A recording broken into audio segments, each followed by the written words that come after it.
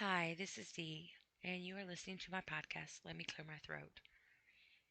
Here lately, I've been doing, I guess, kind of like an open mic, if you will.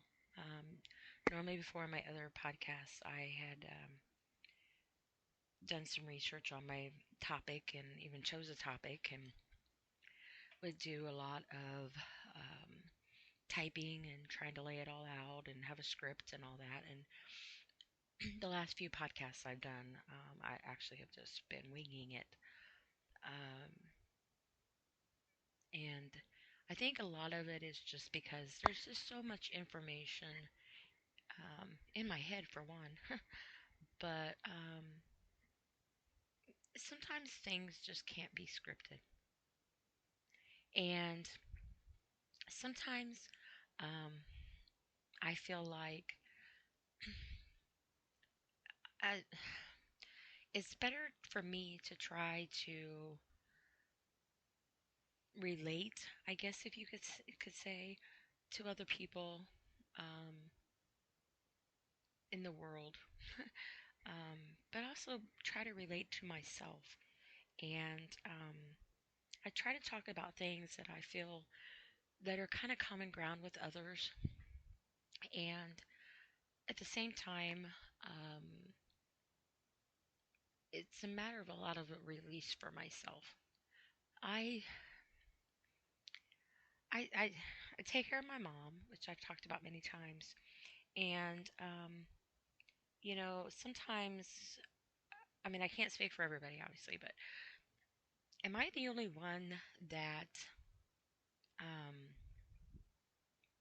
I guess, just I get caught up in my head, and my head gets caught up in me, if that makes sense. Um, and sometimes I feel like if I don't release it somewhere, I'm going to implode. um, Before I usually would talk to myself a lot. I laugh at myself, laugh at my own jokes, correct myself, yell at myself, scold myself, um, talk mean to myself, put myself down. Um, but here lately, I've been trying to do the reversal of that. I've been trying to teach myself how to be nicer to myself, how to take all of the negativity in the world that has made me believe that I'm this everything but I'm not person.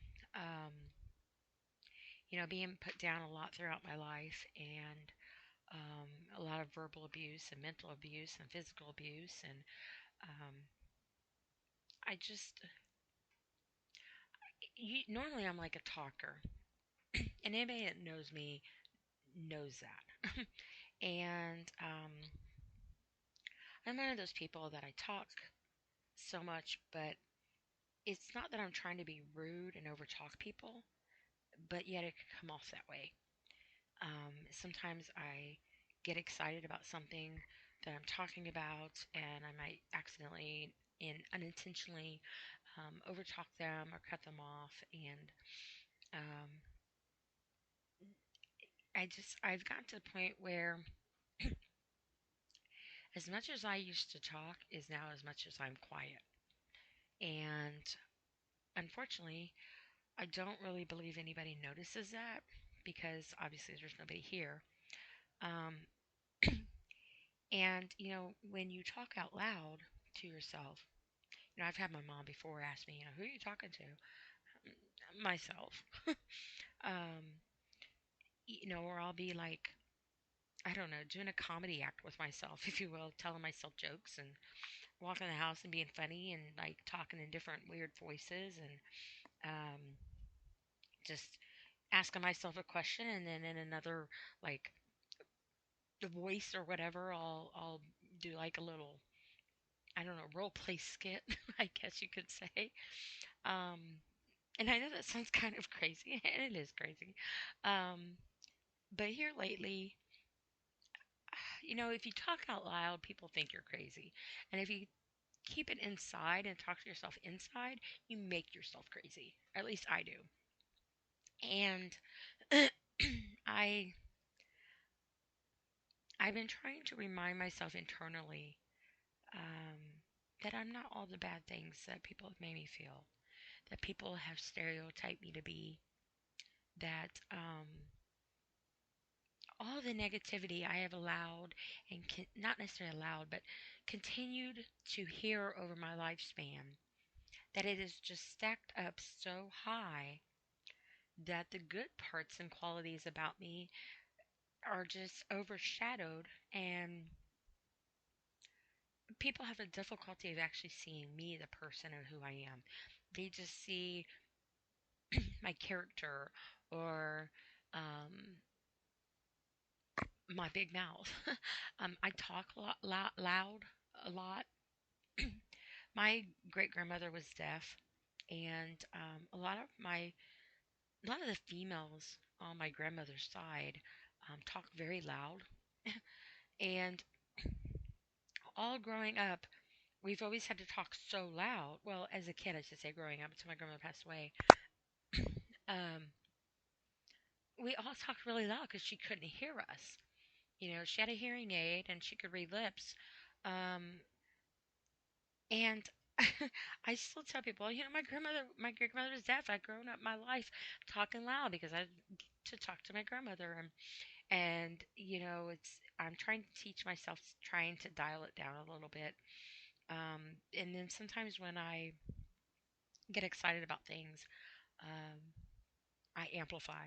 I get passionate about something, kind of like on my podcast when I talked about the homeless and homeless veterans. I'm very, very passionate about the homeless veterans and homeless. I do a lot. I try to do a lot for the homeless.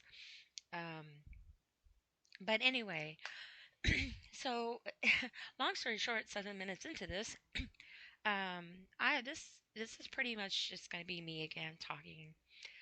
This time I put a little headset on my head. I'm hoping that I can hear my mom if she yells at me. If not, she should ding me with the little button thing. Um, Hopefully the batteries are working. I need to check them. Because sometimes they have a mind of their own and they work and they don't work. But I oh, funny story. Talking about the ding dong button. It's like a doorbell button. And my mom, when she needs me, she rings it, and it sounds like a doorbell. And so I'm probably going to laugh at this before I even get it out. And it's because it's funny to me. I don't know if anybody else does that, where you want to say something that's so funny, and then you spend your time laughing, and you can't even get it out, and then you're laughing so hard, and you're like, and the person's looking at you like, "Are you going to tell me what's so funny in your head that you're dying laughing on?" But so anyway, I did this podcast one night, and my mom had rang the button, and so I paused the machine and I went in there to check on her, and I was in there for a little while. And I came back in here and I picked it back up. And then she did it again a little bit later, so I paused it again and I went back in there. And so then, sorry, I knew this was gonna happen. Because this is what I feel like a dumb moment. So I'm in here and I turn the. I'm sorry. So I turn the podcast on and I'm listening to it before I publish it. And I'm listening to it. And my mom rings the bell. So I get up and I go and check on my mom. And I said, "What'd you need?" And she looked up like, "What are you talking about?" And I said, "What did you need?" I said, "You rang the bell." She goes, "I didn't ring the bell." I said, "Well, it went off." She said, "Well, I didn't ring it. Or ring it." And I said, "Oh, okay. Well, I don't know. Maybe it has a mind of its own." So I come back in here and I sat back down. I pressed play and I was listening. And it rang again. And I started to get up. And then I remembered I was listening to my recordings from earlier when she rang the button. So the ding dong was from earlier in the podcast and it got recorded. So I thought my mom had rang me again. So anyway, maybe that's not funny to anybody else, but I find humor in it. I humor myself, I guess. But anyway, I don't know why I it didn't dawn on me that it was the recording because I was so in depth and listening to my podcast. Sometimes I listen to my publish them, sometimes I don't. But I just happened to listen to that one that night, and I thought it was funny because it took me a moment. I was sitting here and I was like, I was thinking about that button, and I'm like, now I know I heard that button go off because it sits right here beside me. And about the time I'm thinking about it still, I heard it go again, and then that's when it dawned on me that it was a podcast. So anyway, I hope everybody had a great Thanksgiving. Um, we it was just my mom and I. I made a big dinner. We have lots of leftovers. But with my dad passing away about a year and a half ago, my mom really wasn't went in the. She really just wasn't a big crowd. And normally in our family, uh, we're pretty big on the holidays at having big dinners and gatherings. And uh, I don't never know how to cook for a small group of people because we've always been a big group of people. My particular family, myself, um, is very big, but or it was always big, and so I would take up most of the table through the years. Um, but anyway, my mother just wanted her and I, so I made a big dinner, and I uh, pulled over her bed tray because she has a tray like a hospital bed tray goes over her bed. I pulled that over, and then she has the tray in her bed because she is not mobile. And we had a nice Thanksgiving dinner. We sat there and we talked and chit chatted, and you know a little bit about this and nothing. And then we had dinner about 1 o'clock, and um, by 1:45 I had done I had everything cleaned up, put away, and we were finished eating. So it took um it took a while to make, and not even 10 minutes, 15 minutes to scarf down. So you know how that goes. Um and that was with going back for, well, I didn't really go back for desserts. I went back for more macaroni and cheese because you always got to have more macaroni and cheese. It was either pumpkin pie or macaroni and cheese, and the pumpkin pie did not win. So um, anyway, but I do hope everybody had a wonderful Thanksgiving. This group that I do on Facebook, we do a lot for the homeless and people that are in hard times. And um, we actually did um, a food drive, kind of trying to get like Thanksgiving dinner put together for people to hand out for them so they can have food at home to make for their families. And so unfortunately, obviously, it didn't go as big as I was hoping it to be because I always think bigger than what it is. But we did manage to get some put together, and I can't. My one of my moderators on my group knew of a woman. Um, well, this woman had posted that that was something that she could use because I had posted about us doing it. And wait a minute, my moderator knew who she was, so she gave me directions to the woman's house, and I went over there and um, is it Wednesday afternoon, late afternoon, or somewhere around there. And I knocked on the door and I asked her if she was who she was. And I said, I'm not trying to be weird or anything. And I explained to her who I was. And I said, do you have Thanksgiving dinner? And she said, no, actually, I was calling my card to see if I had enough money on there to go get some stuff. And I said, well, if you don't mind coming out to my car with me, I have what you need. Um, Basically, in a nutshell, what I told her. So I had the whole back of my car was with food for her. I even added some extra outside of Thanksgiving, um, and we carried it in. And obviously, she thanked me and was very happy. And I had a little stuffed animal bunny rabbit, made a little shirt for it, and found because well, I did that because if she wasn't going to answer the door, she went home. I was just going to leave it on her doorstep for her and leave it because she did not know I was coming over, and actually she didn't even know me.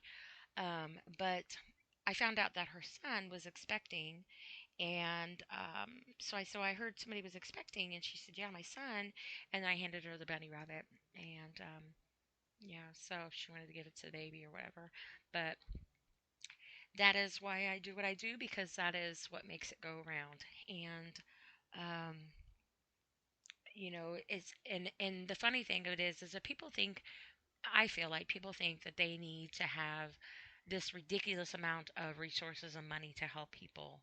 And in taking care of my mother, obviously I've talked about how I quit my job to take care of my mom, and um, I did. I've talked about before.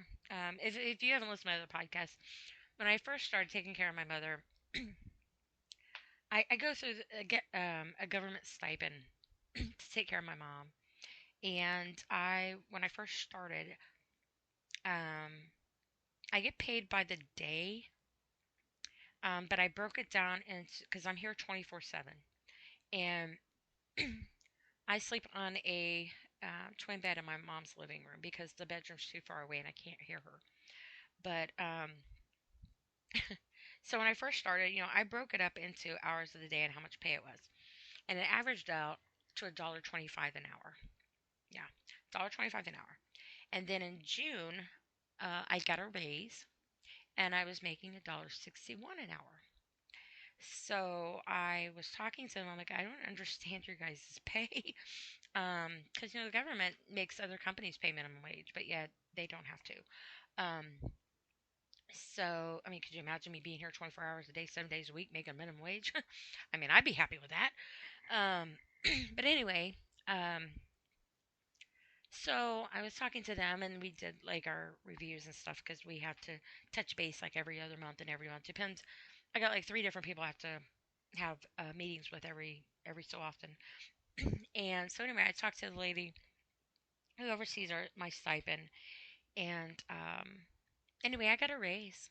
I make $2.07 now an hour, so it's just in time for Christmas, and I'm excited about that. I'm trying to find a way to save some money up so I can buy me a new to me vehicle because my vehicle is pretty much on its last leg. It's got bald tires and the heater's not working. The catalytic converter is not on it now, and it's very loud. The muffler hangs. It gets me from point A to point B. Knock on wood, but I do know that's something I need to highly consider pretty soon. So I have been doing that. Now, for all those that your day was not complete without knowing all that information, now it is. Um, so anyway, I was talking the other day to myself, um, and I get to the point where sometimes when I try to analyze myself, and I'm trying to teach myself to do better to myself, and it's it's a challenge. It's really a challenge. And I don't know if you guys are like that, to where your self-esteem is about as knee high to a grasshopper. And again, I don't know why we have those weird sayings. I talked about this before my other podcast. We had weird sayings growing up. I don't understand that. But anyway, so I've been trying to help with build my self-esteem up. And because before, when I would go to the mirror or something, anxiety and depression set in, or people have made you feel like, if you even if you come from a big family, sometimes you can feel like you're the invisible party. And I've always felt like, jump up and down and they still wouldn't see me. And if even if I didn't do something and something was not my fault, somehow it was always my fault. um from you know certain people in my family. And you know we've had family members play favoritism, you know, and I've got, I should say family, I should say relatives. Um, they're family, but they're relatives, you know, because I always say you got family, you got them damn relatives, which my mom actually says that, but I agree with her. Um, but, you know, we had some, obviously it was just my mom and I, but we do have family that I feel like make it a point to not take the time to look at their own reflections before they want to be all up in somebody else's business. And that is a big reason why I have grown up the way that I have in my mental state of mind, if you will, between being a very rough childhood and, you know, a lot of mental anguish and abuse and uncertainty and instability and not just I mean my mother obviously was a single mother trying to raise her kids and you know she met my stepdad. I was about 8 years old and you know he's like I've said before he's my dad and um I love and miss him dearly and you know but it's hard when you it's hard enough to be a parent married and a family taking care of your kids but as a single mother or a single father for that matter, because I don't want to just push the spotlight on the females, because I know there are single fathers out there. Um, it's rough. It really is rough. You know, because by the time you try to balance going to work all day, and you got to make sure that your kids get off to school, you got to make sure they're safe, you know, and if they're into sporting events or extra activities, or anything, you know, that runs you ragged. But also making sure that they still can have the opportunity to be a kid.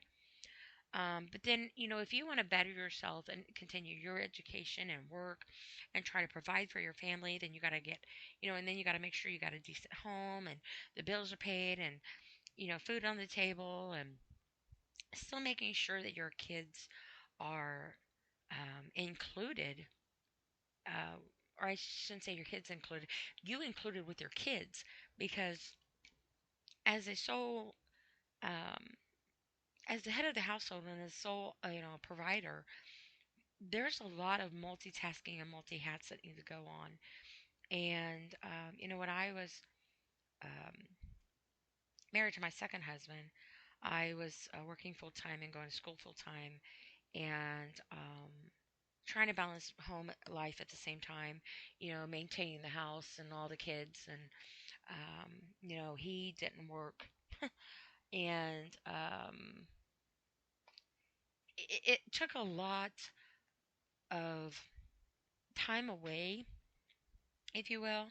But then prior to being married, and I was a single mother raising my kids by myself, you know, I worked, but I was fortunate enough to be able to balance family time with my mainly my two older kids because my younger daughter, which I talked about before, she's 10 years younger and life kind of changed when she was about 4 years old. That was about when I met my ex-husband. About she was about 4 or 5 years old, and so her upbringing and her life was different than my two oldest ones, where we were able to have family nights. I had family night on Tuesdays. You know, we played board games or we watched movies or we'd go to the movie, go shopping, order pizza and every Tuesday was dedicated to family night. No phone, no friends over, no nothing. Um, and I was trying to teach them how to balance a checkbook. They had checkbook via mom. So I gave them fake or like fake checks, uh, like an old checkbook and check registers, and and they would make a deposit in the bank, if you will. And then when they wanted to buy something, then they would obviously learn how to budget their money and on the register and stuff. And um, one time, my oldest daughter, my oldest daughter, Because we would order pizza and most time we order pizza and watch movies and play board games and listen to music and stuff. And my son, he has a personality like mine, so it was pretty much a comedy night basically. But this one particular night, my oldest daughter, she was sitting in the recliner in the living room, and we were talking about what we wanted to get and stuff. We wanted to go out to eat and go shopping, or if we were going to order in and watch movies. And she said that she wanted to take money out of her account and buy dinner. And I said, "You don't have to do that, baby." I said, "I'll get dinner." And she just started crying. And I'm like, "Why are you crying?" And she is so serious. And she looks at me, she's crying. And in between her tears, she's pausing and she's saying, "I just wanted to feed my family." And I had to turn my head because I didn't want to laugh at her because she was sincere. And so I said, "Okay, okay, you can feed your family. I appreciate that." Because, after going, "No, you don't have to do that." But she was obviously starting to get hysterical. She was really set on doing that. So I told her, "Yeah, you can do that." So I just told her I took it out of her account, but I didn't. But it was just it it's just a different upbringing, and it's maybe I'm just talking in circles and rambling, but um, my point is that even as adults, when we become parents, we spend our time trying to we spend our time trying to grow up. Whenever that happens, somebody please let me know because I'm still trying to grow up. But we spend our time trying to grow up. And then we have our children and get married and our families and stuff. And we're raising our kids, trying to have a relationship still with our significant other, trying to have family time, trying to find ourselves, trying to find our place in life and work and what sets for us as people, as individuals. Um, we're still trying to figure out how to even do things. Maybe we're still trying to figure out how to cook, how to budget, how to do things, and manage our bills and whatnot. Our kids don't come with an instruction manual, but neither does life or being an adult. And so, along this path of our kids growing up, we're growing up with our kids as well. Even though we may think that we have all the answers sometimes, but we make a lot of mistakes. At least I have made a lot of mistakes. And it saddens me because looking back over the years, I think to myself, now in my life, I'm thinking back going, wow, why did I do that? Why did that happen? Or, and I should handle that differently, or maybe I didn't see this clearly, or whatever the case may be. Second guessing myself. And a lot of that, I think, stems from, for one, not knowing and just learning as you go, because our kids forget that we are people too, and we're human and we make mistakes. And maybe they're not supposed to realize that we are. Um, but, I sit back and I look at my mother, who is, 71 years old, and even though growing up in the life that we had and limited our supplies of necessities sometimes, um, I feel like knowing what I know in my spot in life, the way I handle things, um, when I was homeless for a couple of years and stuff, I don't know what was going on in their life at that time personally that made us have to go through what we did. I don't know why things were so difficult and hard and why we were always moving and going without food and heat and water and necessities, hygiene items, teaching ourselves how to grow up. um, you know my mom didn't teach me how to shave my legs or put my makeup on or do my hair or be a woman. Um, I mean, we had the video at school, but I learned that basically on my own. And we didn't have YouTube and Google and all that stuff back then. We couldn't just Google things and watch a tutorial on how to apply, contour or whatever. You know, and we didn't have YouTube videos telling us that blue eyeshadow was not the way to go.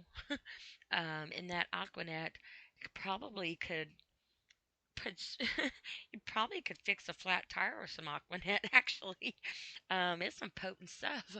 But some Aquanet and a hair dryer did wonders.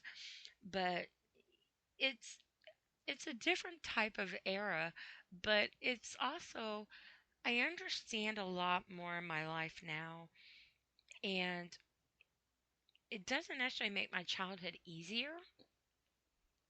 It doesn't necessarily take away all the mental instability that I had, or the insecurities that I've had, or the abandonment I've felt, or just being lonely and left behind and invisible, and um, just it doesn't take all that away. It just puts me in a point now in my life where I look back and I have to remind myself that I'm not all that stuff anymore. And then and then I have to remind myself that even though I'm not that stuff anymore, I'm not that kind of person anymore, doesn't mean that that kind of person still does not exist within me. If that makes any sense to anybody. And maybe I'm just rambling on, and maybe this is boring to you, but I'm just kind of talking to myself in this room. It's kind of like my craft room, and I put my computer back here. It's my mom's old music room because my mom used to do music. She used to write songs and play music, and I woke up Saturday mornings listening to my mom playing her guitar or keyboard, and writing music, and she'd be hitting that note, and she'd be like, "Nope, nope, that's not it. Nope, that's not it." And she'd do it again. "Nope, nope, that's not it." I'm thinking, it's Saturday. I don't have school today. Why are you waking me up so early, singing? But now it's like I miss those days so bad. Um, I found some of her music the other day, and I was saddened because some of her music had got ate up by mice, where it had been stored, and that really saddened me because I'm like, this was a big part of my life growing up. My mom played music, my stepdad played music. He was from West Virginia, big down, hillbilly. My uncle played music. Um, he was a bodacious, sorry, let me set my mic.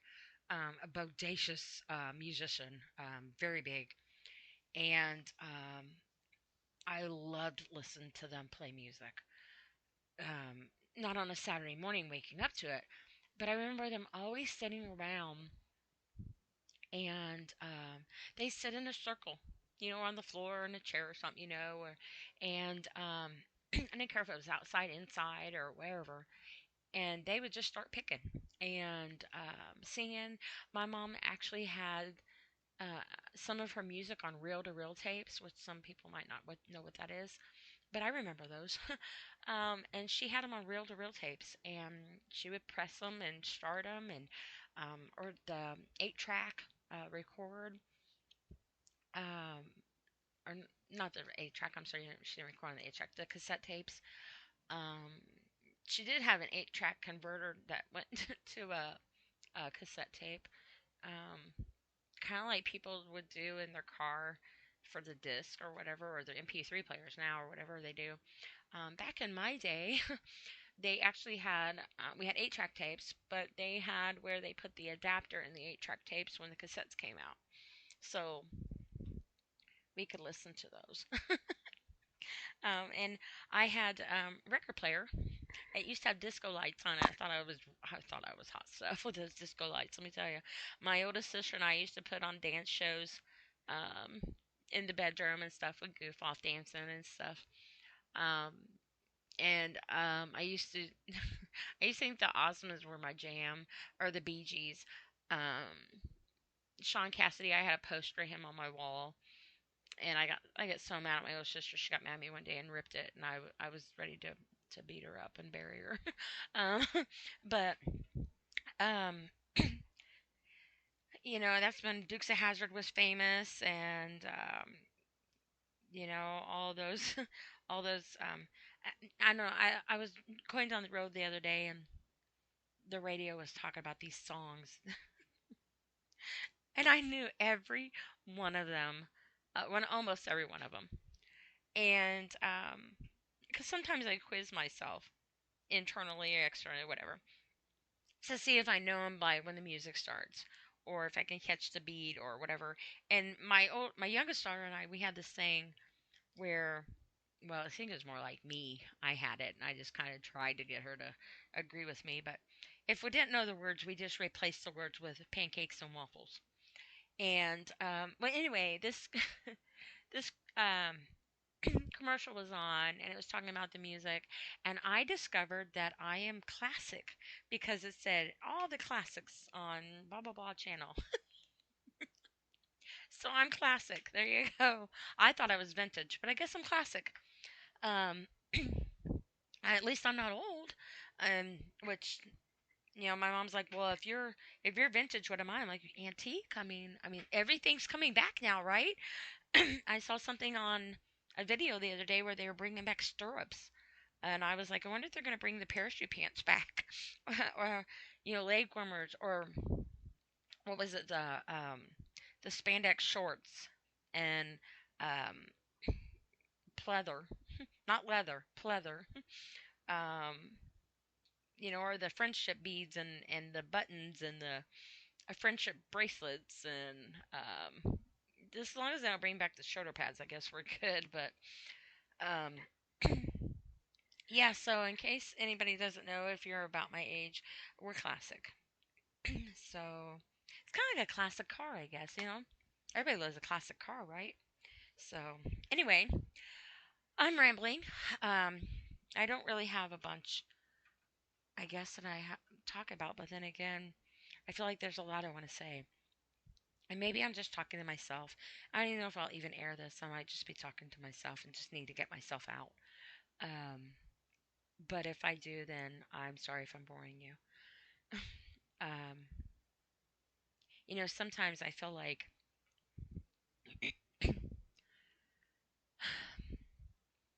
I have so much to say, and I don't know if it's being a classic or whatever, but I'll get to talking and I'll totally forget what I'm saying.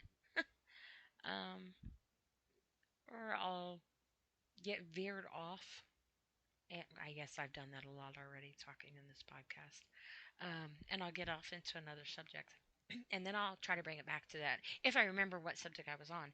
So if I ever sound a little um, all over the place, it's because I am. I am. So this is actually probably going to be a short podcast because I'm just kind of in a mood this evening. My sister came over today, my youngest sister, and we were going over some crafting stuff. And obviously, she lives a little bit of a distance away, so she went back home. She was trying to get back home before dark. She had her chickens and stuff back in. And I don't know, it's like I had a really bad headache afterwards. It wasn't that she gave me a headache, but my head just started hurting. My eyes were hurting. And this holiday season is just really hard for me.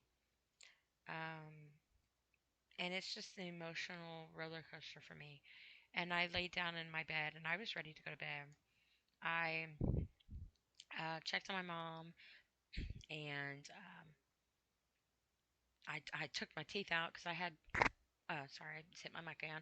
I had 26 teeth and 4 wisdom taken out, so I'm trying to get used to my new dentures still.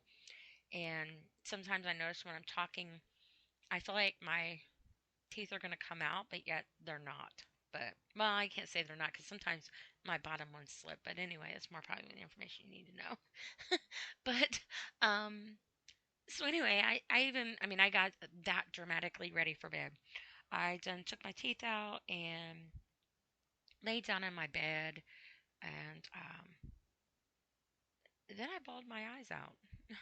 I just started crying, and I was just really had a lot of things going on in my head, a lot of things going on in my heart, and just got very emotional. And it's kind of like one of those moments where you cry and your teardrops just fall. Like they don't run down your cheeks, they just fall. And I know that I've been trying to teach myself to calm myself down. Because before I would get really bad anxiety and panic and emotional attacks. And I would hyperventilate sometimes. I would start coughing real bad. Sometimes I would cough where I felt like I was going to get sick. Um, I would even hurt myself. I would punch myself in the head. I would hit myself. I would scratch my arms or tell myself I was, this, that, and the other. I would be um, very self-harming to myself without physically cutting myself. But I was harming myself in every other way, mentally, emotionally, and I guess physically too, because obviously I was punching myself in the head or um, smacking myself or grabbing my arms real hard and trying to find a place to put my emotions. Sometimes I would just go into little panic attacks and stuff. Um, and I would just get real. I don't know. I always feel like I can't sit still. Like I'm always like moving my feet or my toes or my hands. Something's always got to be moving on me. I'm always fidgety. Um,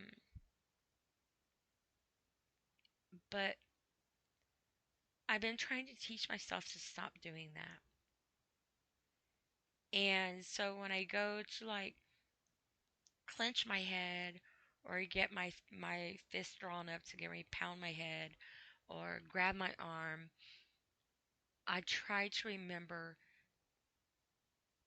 that's not okay. That's not okay. And so I try to calm myself down. And so in this process of crying and bawling my eyes out and stuff, I don't really know what it was per se. Of course, I before I go to bed, I say my prayers. And so I obviously said my prayers because I was ready to go to bed. And I don't know, I laid there and I was crying really bad. And I sleep with a teddy bear. If anybody knows my other podcast, I have an emotional support teddy bear. And he is filled with all of my tears, feelings, emotions, and secrets. um, but in that process, I don't really know. I just all of a sudden felt calm. And I laid there and I was calm and I was starting to relax myself. And I was trying to get my headache to subside. And then, of course, my sister called me because she was on her way home. And I told her, she asked if she woke me because obviously I sound different without my teeth in. And I said, no, I was just laying down. I had a really bad headache. Um, and I talked to her just briefly because obviously I get real bad migraines sometimes. And so anyway, I laid back down and then I just started thinking about some things that mean a lot to me, trying to find my thoughts to go somewhere in a positive direction.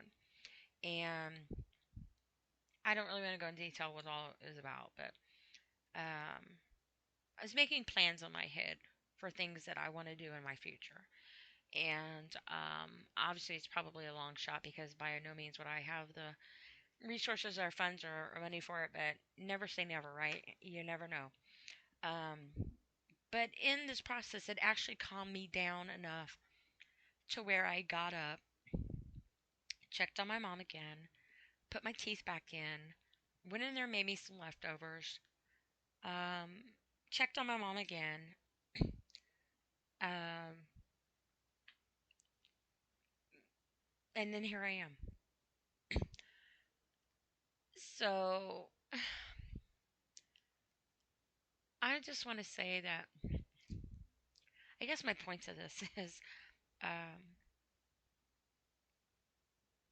if there's anybody that does that to themselves, my heart goes out to you because I've talked before where when I was going through my major dark depression when my grandson was killed, um, I have a tremendous amount of scarring on my arms.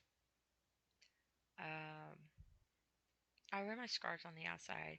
I was a picker, and people self-mutilate themselves. Some are cutters, some are burners, some are pickers, some are other things. I was a picker, and I've talked about it before, but um, it would be to the point where I would subconsciously not even realize I was doing it. My anxiety would get so big, and I would just start picking. I pick at my face, I pick at my neck, I pick at my arms, pick at my hands, my legs, everywhere. My whole chest would be bruised, and scabs all over them from where I'd pick. My face was covered, my arms. Um, I actually had to get to the point where I had to put ace bandages and wrap my arms around each one of them just so I wouldn't pick. And my daughter and this guy that I was with at the time, they were all the time, stop picking, leave your face alone, leave your arms alone, or they'd reach over and they would gently move my hand, or something of that nature.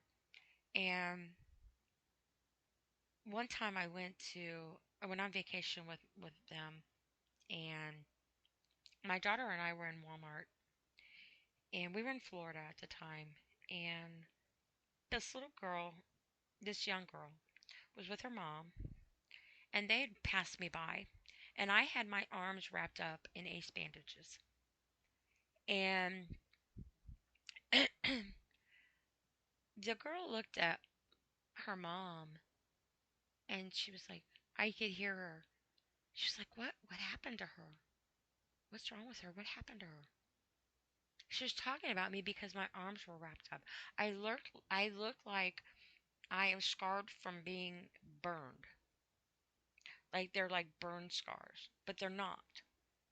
Like if somebody would see me, they probably would not realize that my scars on my arms are from me being from self mutilating and picking my arms, from my anxiety.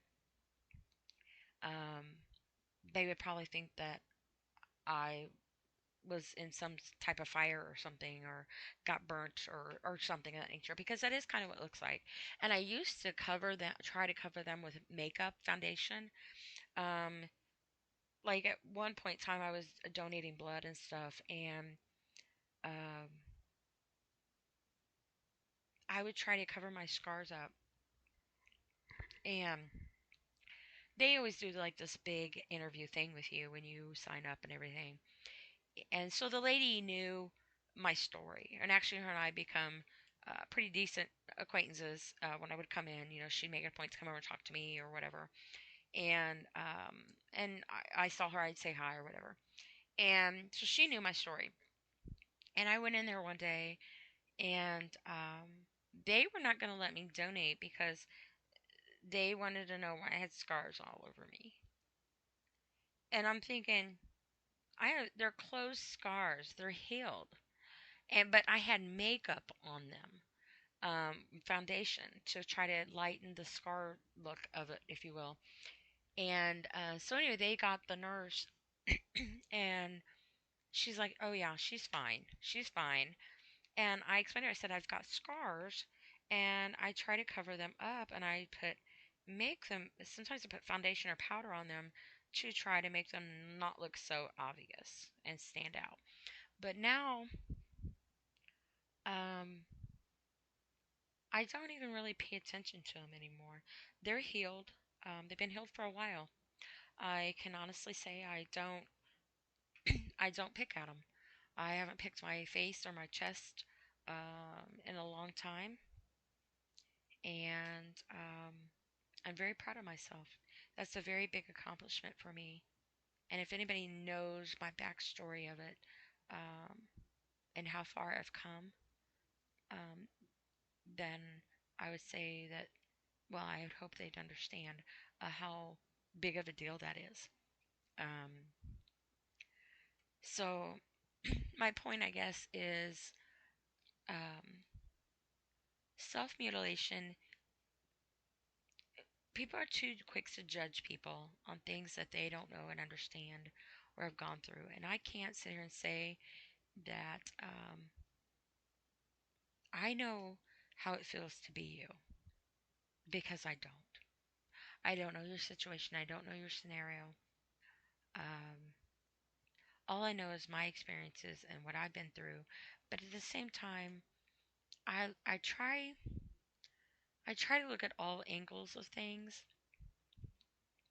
and from everybody's perspective the best I can. And I'm probably better at looking at everybody else with positive eyes than I look at my own reflection.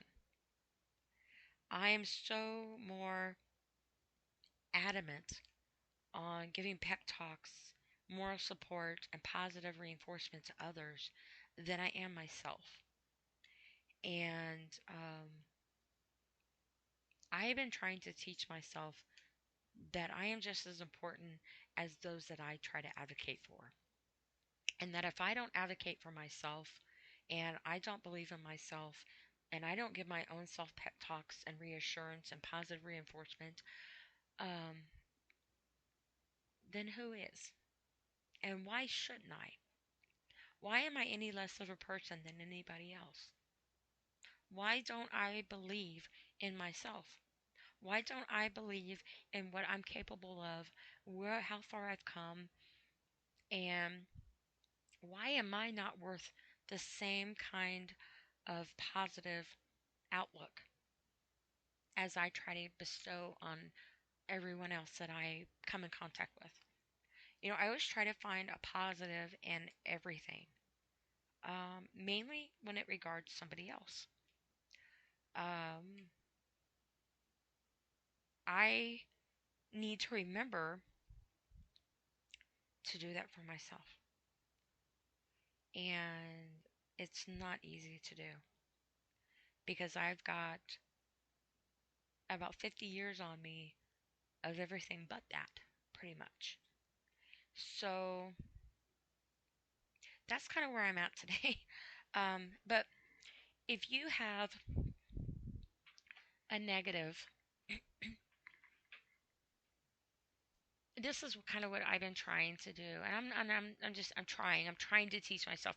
So by no means am I um, do I deserve an award for it yet, or at all, actually. But I guess that's not even nice to say. See, I'm not trying to present that I've got all the answers or I've been through it all and I know it all. And I'm sorry if it comes across that way. I really sincerely am. I'm just trying to say that I'm trying to teach myself, to reteach myself. All the negativity I've been taught is not what defines me. And it's not who I want to define anymore. So, and maybe I'm not making sense, but so for every bad thing that you've done, or every negative feeling you've had, or every time you've looked in the mirror with disgust, um, try to remember to remind yourself of one positive thing and try to have it overlap and cover the negative up. Kind of like a very nice, delicate band aid. Just enough to try to get your internal scarring to heal. It's not going to go away per se, but just enough to get to where it can help you to remember to teach yourself repetitively, as much as repetitively you've been taught the bad things. And I've been trying to do that. I've been trying to change myself. I had somebody one time tell me, I had somebody tell me one time, well, I'm just going to say my ex husband. So now I just say I consider the source. But when I was divorcing my ex husband, he made a comment to me once. And he's like, and he was real hateful about it, obviously, when you're getting divorced.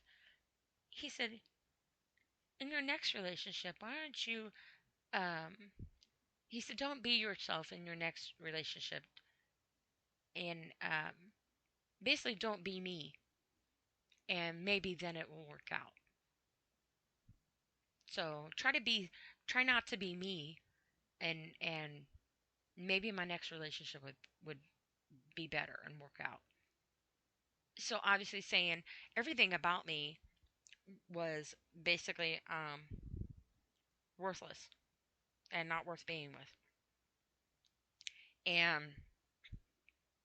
if I was everything but me and changed myself completely and be somebody different, then it will work out because then people will like me and then I'll be worth being with, or be worth treating good and decent and uh, whatever. And I just was like, I know. I mean, I consider the source obviously, and I asked him later. I'm like, why did you say that to me? And he's like, I was just upset and angry, because we were getting, because, but the point is that it really indirectly was the cherry on top, if you will, on believing that. Even though I didn't believe it because I knew that he was just being a butthead. But over time, as I'm like going on in my life and in my next relationship that I was in, um, and just all the things that I went through on losing my grandson and myself and being homeless, um, and feeling a sense of abandonment, if you will, and things. Um, it really magnified what my ex husband had said.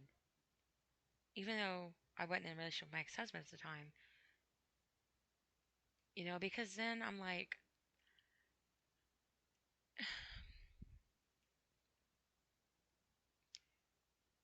it was my negativity. Maybe I'm not worth being with. Maybe I'm not worth loving. Maybe I'm not worth um, having a life with and making dreams with. And maybe I'm not worth fighting for and not pretty enough and not smart enough and not um, decent enough to meet, additional members of the family. And maybe I'm not maybe I'm not worth it. And, for years, I carry that mentality thought. And I'm trying to teach myself that that's not true. And I'm trying to remind myself when I look in the mirror that I'm not that worthless human being that I feel like that I see. I'm not that reflection. I'm not that. I shouldn't have to I shouldn't have to be different or act like I'm something I'm not for somebody to love me. And I'm learning that because my whole life I have felt that. But my last relationship I was in, we have not been together for years now, and I just can't move past not being with him. I love him tremendously, and I always have. And I've had guys, ask me out and stuff, and I'm just not. And I say, I mean, we've been apart for years, and I mean, he was my best friend, and we've been through hell and high water together, homeless together, and a lot of stuff. But um, unfortunately, our lives took different turns. I don't hate him by any means. Obviously, I miss him um, all the time, and I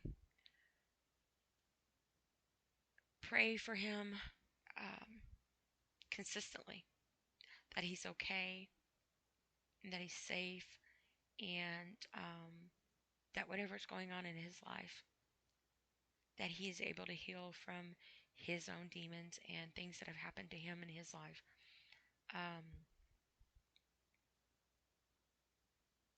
but it's hard to sit here and like I've had guys like give me their number or something and text me and or whatever, and I'm just like, I had this one guy do it one time, text me once, and I don't even know why I gave him my number. um, but I more or less just told him, you don't want to be with me. You don't want to be with me. You'll be wasting your time. I'm not worth being with. I'm not worth dating. Um, and I just, paragraph after paragraph, just telling this guy that I was just worthless and I was not worth being with and I was not worth loving and don't waste his time and don't waste his life trying to talk to me. That there are better people out there than me. And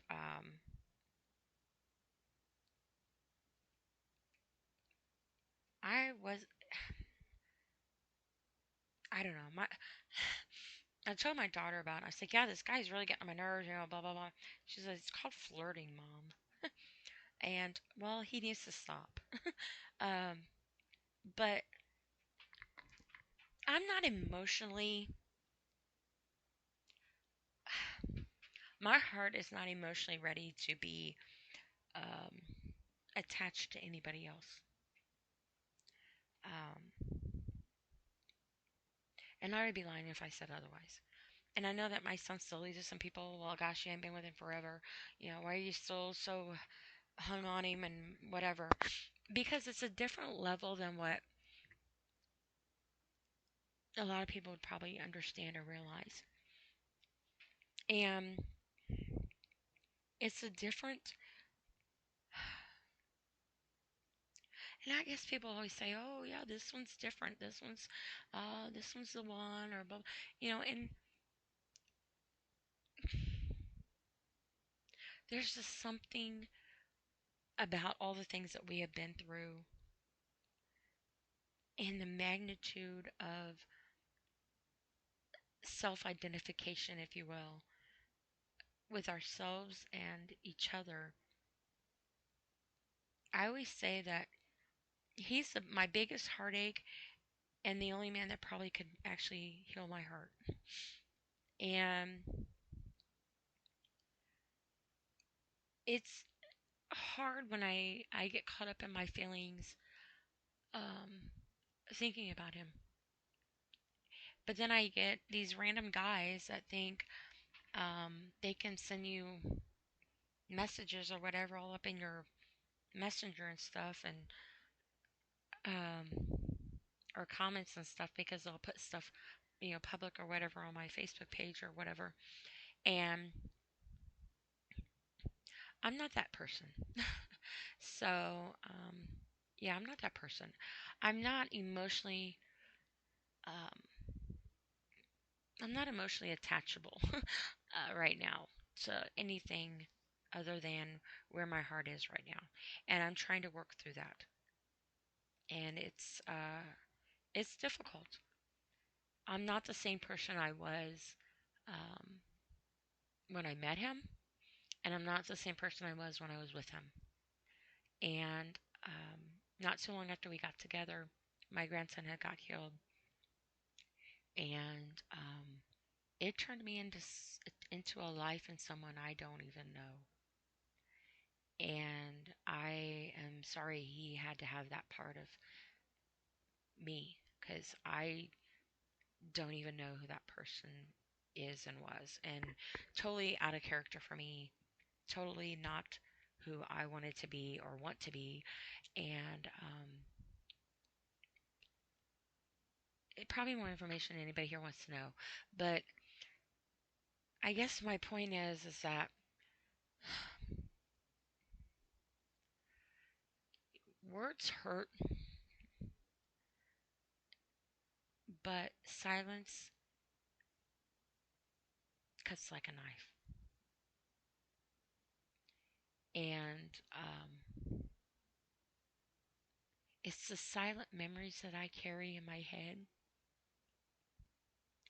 that cut me to the core in my heart. And maybe that sounds kind of silly. Maybe I'm just kind of being, I don't know, in my feelings a little bit. Like I said, these holidays are really hard for me. My grandson's birthday was this month, at the beginning of the month, and we got Thanksgiving, then we got Christmas, then we got the anniversary of my dad's death. Then we got my birthday, which on the same day is the anniversary of my grandson's death because he died on my birthday. And in between there also is the guy that I was with. His birthday's in there. Um, and you got New Year's. Last New Year's, I started to go to the casino because we don't live far from a casino. And I got dressed, got dressed, put a dress on, did my hair and makeup. And I drove there, um, to the gas station across the street. And I turned around and I came right back home, sat in my driveway. Um,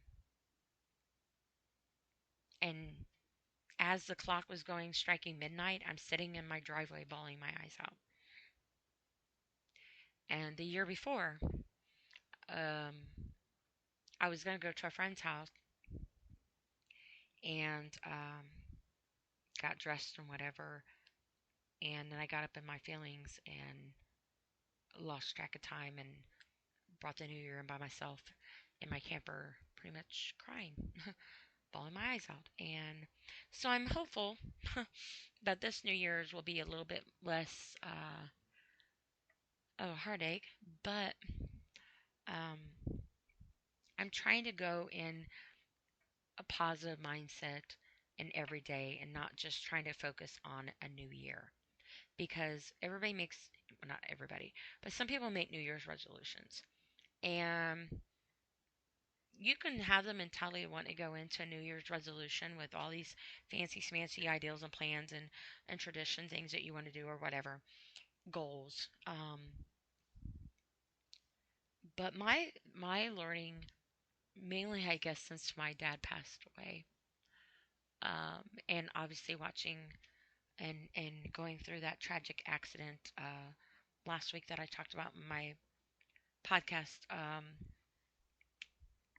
the part one and part two that I did, because I accidentally cut myself off, so I had to go back and make a part two. Um, it's a matter of a split second, and I don't know. Maybe I'm just the holidays are just hard, but I'm trying to remind myself that I shouldn't have to wait till a new year to try to set goals and set my mind frame and my mindset in a positive direction for not waiting for a year to change a date to want to better myself or do better for myself, because heaven only knows if that new year or whatever year it would be even comes around. When my dad passed away, we did Christmas, and 2 weeks later he was gone. January the 7th, just a few days after New Year. And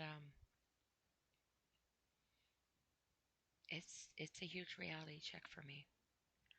But anyway, not trying to bring y'all down. And I apologize if I'm boring. I'm just sitting here just talking and rambling, and I'd say you're the only one I have really to talk to, and that is pretty much true. Although I don't even know who it is I'm talking to because I can't see who's on the other end of this. Um, I'm just talking to my computer and watching these little lines go by every time my voice goes through. And my voice is probably deep tonight because I don't know, it gets like that sometimes. Maybe because I'm tired and was crying earlier. That might have something to do with it too. Or maybe, I don't know. Maybe it's not, it's just in my head. Maybe it's because I got headphones on and I think my voice is deep. Maybe that's it. Maybe I'm hearing my muffled voice is what I'm hearing. I don't know. But anyway, I know this is probably a very boring podcast, but I do appreciate your guys' time that you've given me. And I did get the opportunity to meet the sister of that really bad car accident that was outside my house last week. Um, she had came out and was looking at the road. I don't know if I talked about this already. If I have, I'm sorry. I apologize. Um, but the little boy, she had a son, and from my understanding, they were going to the bus stop in the car, and the little boy was sitting on his mom's lap going to the bus stop right there. And the gentleman driving was driving very fast and didn't stop at the bus stop like he was supposed to, and was going to get a pack of cigarettes. And we live in the country, so that's like 4 or 5 miles away. And anyway, he passed the bus stop, and they were arguing about, she was like, "Stop, let me out. We need to get out." And she still had her 6 year old on her lap because he was going to go to school. And um, he pulled out of, because they live in a trailer court, a trailer court, and they pulled out of the trailer court and just opened up. And in probably about 2 seconds, and as fast as he was going, um, she was gone. We lived not too far from there, and they were coming down our road, come around the corner, hit a pole, um, snapped the electrical pole in half, went into the field, took out the whole electric fence of that field, um, and rested and hit another pole, ejected the boy out of the sunroof, ejected the mother out of the sunroof. The boy went one way, the mother went the other way. I don't know about the driver if he was ejected or not. I just know one of his shoes was in the car and one of his shoes was down the road. Um, the little boy was on his belly and he was crying. He was trying to get up. And he is okay. He's in a back brace and a neck brace for 3 months. And then he has to have physical therapy. And the mother died instantly. And obviously, I talked about, I ran out there and it shook our house and pulled our electric and our cable out of our house and ripped it all out because it was connected to the pole. And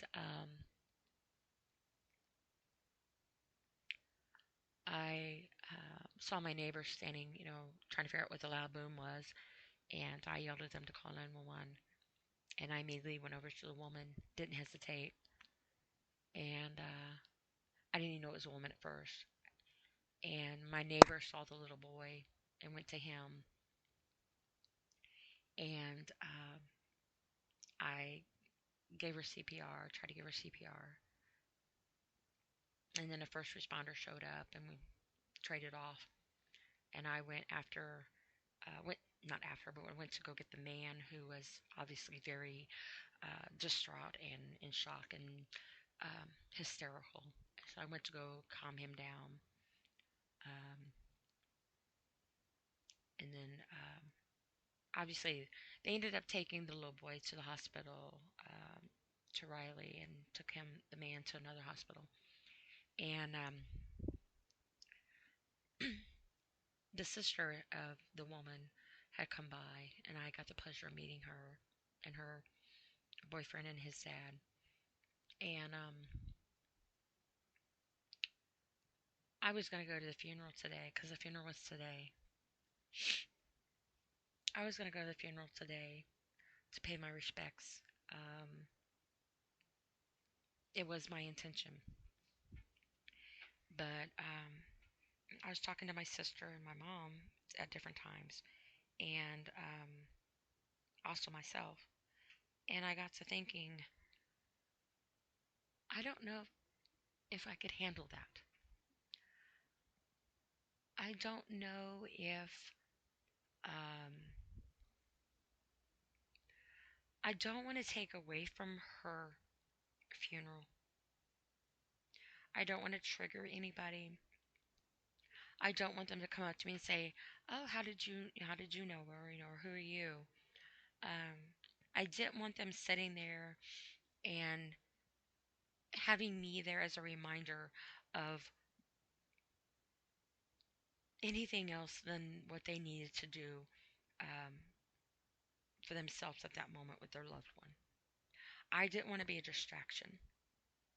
And I didn't want that little boy to see me and trigger him on anything, recognize me from the accident because I was trying to play with him and stick my tongue out at him, get him laughing and giggling while they were cutting his clothes and stuff on him, get him on the backboard. Um, but also, too, I was going to have to go by myself. And I haven't been to a funeral since my dad passed away, but I have been having a really hard time um, with it. And I didn't want to get caught up in my emotions and not being able to have a way to deal with it because I didn't want to put that on the family that doesn't even know me. And so I just thought it would be best not to go, and I did not. But my heart goes out to them. I've prayed for them. I continue to pray for them. Um, the complete family. Um, But my sincere condolences to them if they happen to be listening to this. Um, it's just, it's an example of how quickly a split second can change your complete world. Going from just simply sitting on his mommy's lap, going to the bus stop for a day at school, to now being in his mom's lap in this speeding car to go get a pack of cigarettes while they're arguing, and she's telling him to slow down, to stop, to let him out, and he's not. And this little boy sitting on his mommy's lap, and he's stuck there because now he's not in his car seat. He's not going to his bus stop. And the next thing you know, he's flying out of the sunroof and his mommy's gone. So if you're a driver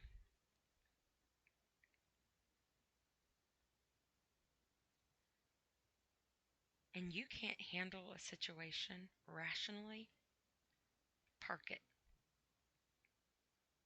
Park it. Because you are responsible for everybody in that vehicle. But you are also responsible for everybody else on that road that you intertwine with.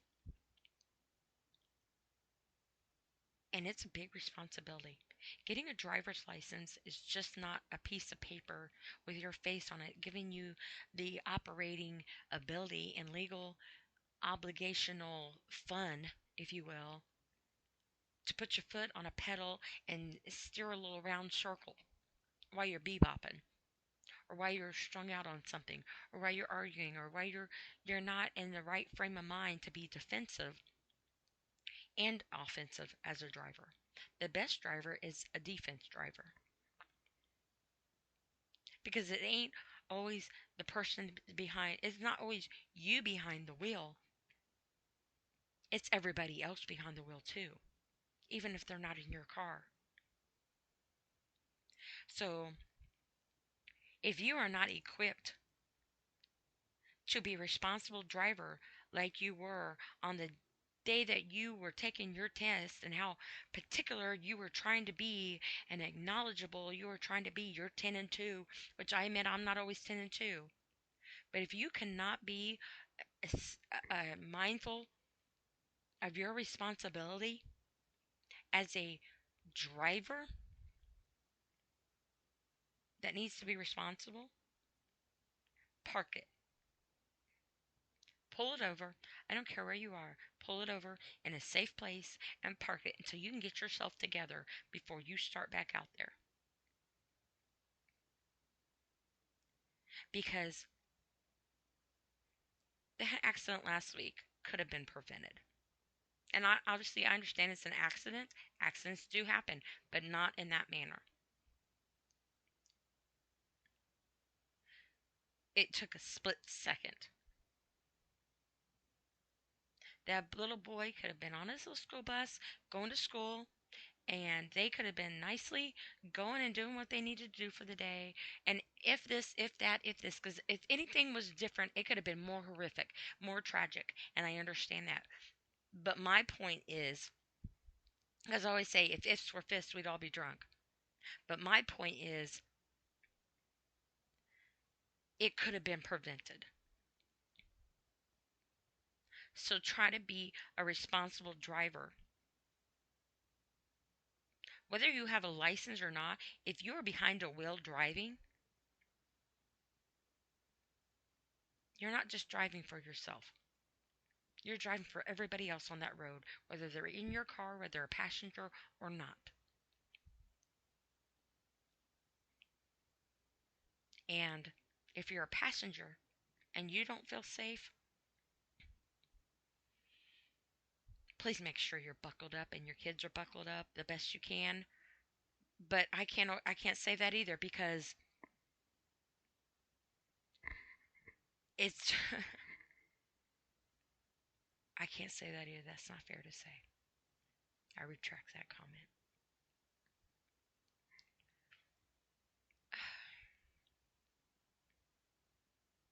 And I'm not trying to point the finger game at anybody. I'm just saying we have a lot of drivers on this road that have licenses and don't have licenses, but we also have a lot of young drivers on the road. We have a lot of older drivers on the road as well, and we have a lot of drivers that think they know how to drive, but lose and forget their um, their sense of surroundings, if you will. Have you ever driven somewhere and be like, I don't remember even I don't remember the ride here, and I'm sober. I'm clean. I'm sober. I don't have. I'm not drinking. Um, I was listening to my music, or maybe I wasn't. But maybe I was caught up in a daydream, or maybe I was looking at my surroundings, or maybe I don't know, and my muscle memory and my brain just got me where I needed to go. I don't know. And I admit I'm working on this for myself too, because as I was on my way to go pick up that police report, whenever I would start to go a little bit faster or something, I would be like reminding myself where I'm going, why I'm going. And with the holidays coming and the weather changing, please try to be safe out there. You're somebody's something. And if you're going through something and you're crying so hard that you can't see to drive, please pull over until you can, or call somebody to get you, or try to find some other way to get home or where you need to go. And I admit I'm have been um, I've been guilty of that. I've cried so hard before driving down the road I couldn't even see to drive. And I started doing the 5 4 3 2 1 method to try to calm myself down. And sometimes I've actually have pulled over because I couldn't see to drive. I couldn't see past my eyes, or I was having a panic attack driving down the road and just started crying very hysterically. I felt like I couldn't breathe, coughing real bad, had to roll the windows down, um, and I still drove home though. But I was going very, very slow because I couldn't function to even drive. But I didn't. Um, Looking back now, that was wrong of me to do. Even though I was on the back roads in the country and it was nighttime, and there went a bunch of cars out. I don't care. That was wrong for me to do. Um, but I was trying to get home. I was just trying to get home because I was having a full-fledged moment, and I was crying. It was several times. Several random times throughout my life I have done this. But one um, time in particular, it was really, really bad. And I really thought I was going to be sick. I was coughing and crying so hard. And it's a real thing. And if you go through this, I'm sorry you have to go through that and feel that way. And I hope you find a way to find what works for you, to remind yourself that you matter, that you're worth more than what you feel, but more importantly, you're worth more than what others have made you feel. And self medication is not the answer. And honestly, it's not even a decent band aid. Um, and self medication comes in many forms. Many forms. It's not just drugs and alcohol. It could be a shopping addiction. It could be um, stealing things, kleptomaniac. It could be binging and purging, making yourself throw up, eating too much, trying to find comfort food, if you will. working too much, um,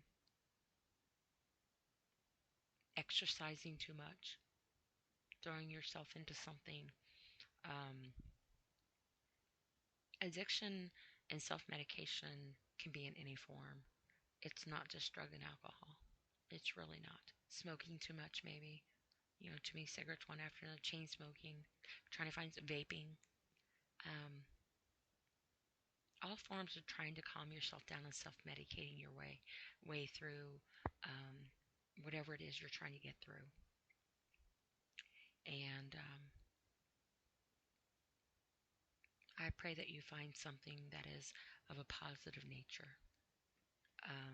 If you're going to do something that is self medicating, please do something that's positive.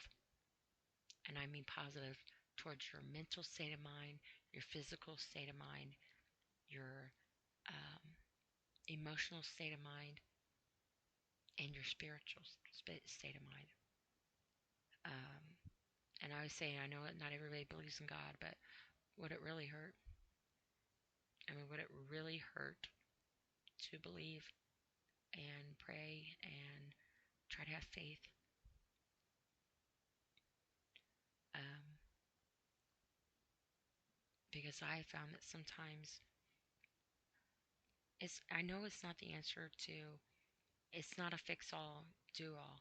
Just because you pray for something doesn't mean that it's going to happen or that's the way it's going to be or it's going to fix everything and all is well with all is well. And I know that. And I'd be lying if I said otherwise. But that doesn't mean that it doesn't hurt to do it. It doesn't mean that it doesn't believe in something good. We're so hell bent on wanting to believe in everything else and drama and all the negativity in the world. Why is it so difficult to want to believe in something good? We have miracles every second we take a breath. Heaven is not just above. It's around, it's below, but it's within you as well. Because you are your world. And why not believe in that? You're worth that too, right? But if you do have an overwhelming sense of self-mutilation or hurting yourself,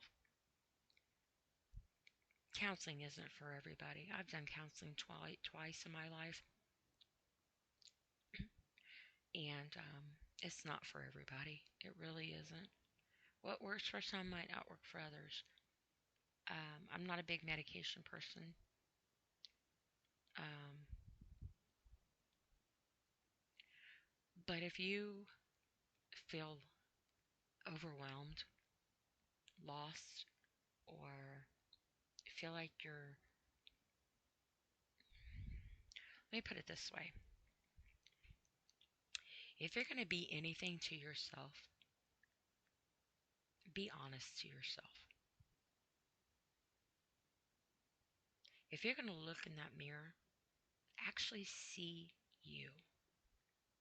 Don't see what everybody else has made you look like, but see you for all the beautiful things you are. The rest is minute. The rest is other people's opinions. The rest is everybody's something else that doesn't belong on your reflection.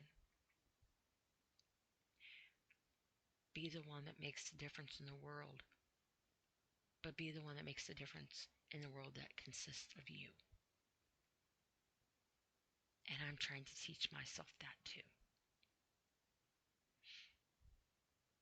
And I pray we all remember that when we need to. Because it does make a difference and it does matter. I used to think, maybe the world would be better off without me. I was internally self-killing myself. And I have attempted quite a few times to want to do it. Drastic measures I was doing. And I don't want to go into detail on what they were.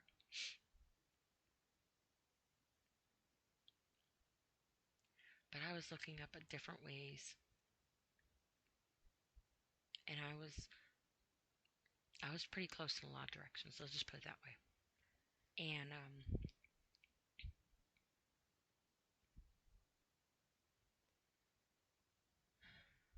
it's a real thing. And it's a side of me that nobody bothers to even notice and will ever even know to even look for unless they look at me and actually see me, if that makes sense. I used to tell somebody, look at me. Look at me and tell me what you really see. What do you see when you look at me? And I had to remind myself to ask my own self that question.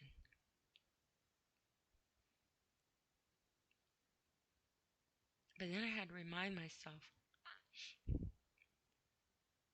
to be honest with myself on my answer. And then after I was honest with myself on my answer, then I had to remind myself to answer myself correctly. Because my first answer was how I saw myself through what everybody else made my reflection look like. And not really what I saw through my eyes. Because if I really looked in my eyes,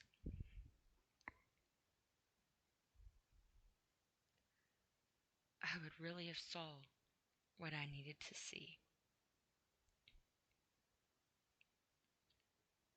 If that makes sense.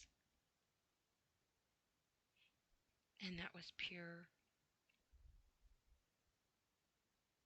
tragedy. Because I didn't even know the person that I was looking back at anymore. And that's what I'm trying to teach myself to look at differently now.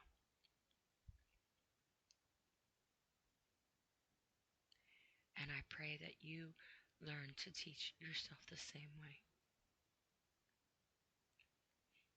Because I went from believing that nobody would care if I was gone. And maybe the world would be better off without me. And that probably nobody would come to my funeral anyway. Because they wouldn't even know I was gone. They wouldn't even care.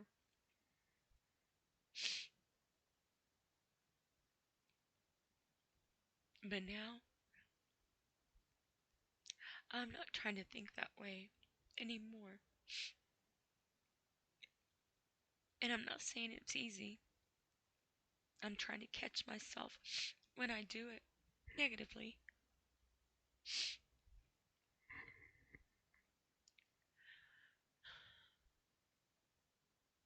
But I'm trying to teach myself that the more I worry about dying, the less I'm allowing myself to live. And that has been a huge obstacle for me. Because I gotta remind myself that I'm worth living for.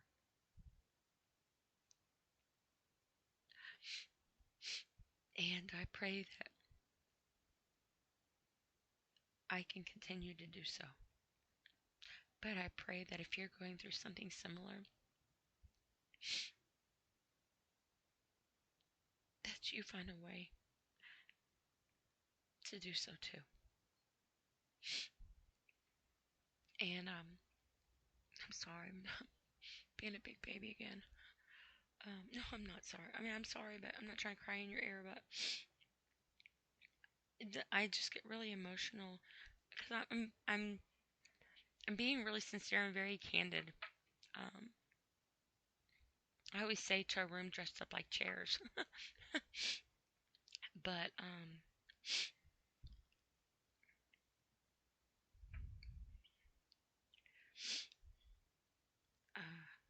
there are places to reach out to. And I say that, but I know it's easier said than done. I ain't gonna lie, I know that. Um, I say, hey, have like a go-to person to call or something, when you're in your feelings. But then it's kind of embarrassing to call somebody and tell them that, hey, I'm having suicidal thoughts, or I'm self-mutilating, or I'm, I think I'm a piece of shit right now. Please talk me down. Um,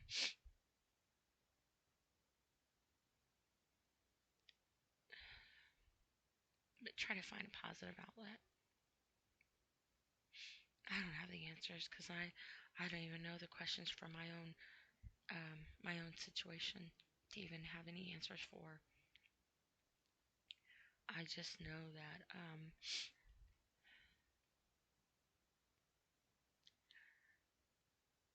it hurts. It hurts. And maybe I'm just up in my feelings today with the holidays, but that's not totally true. Because this is me, actually. It is me. And this is what I'm working through. This is what I've been working through.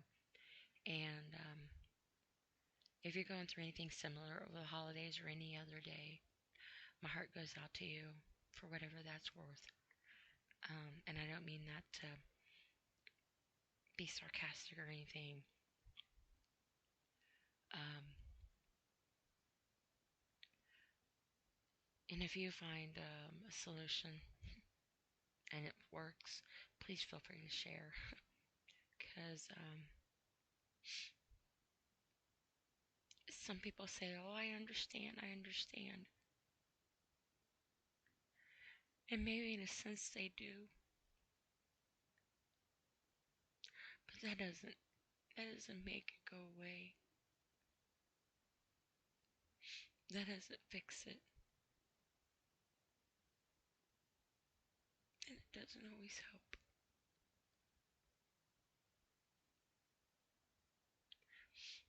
So anyway, I am grateful for everybody that stays loyal and has dedicated their time to listen to me, and I pray that you have a safe and happy weekend. And I am going to close out now because I gotta go check on my mom, and I'm going to start crying more if I don't, because I'm trying to um, not escalate my anxiety and my triggers. So, anyway, I do appreciate you all joining me, and I hope you have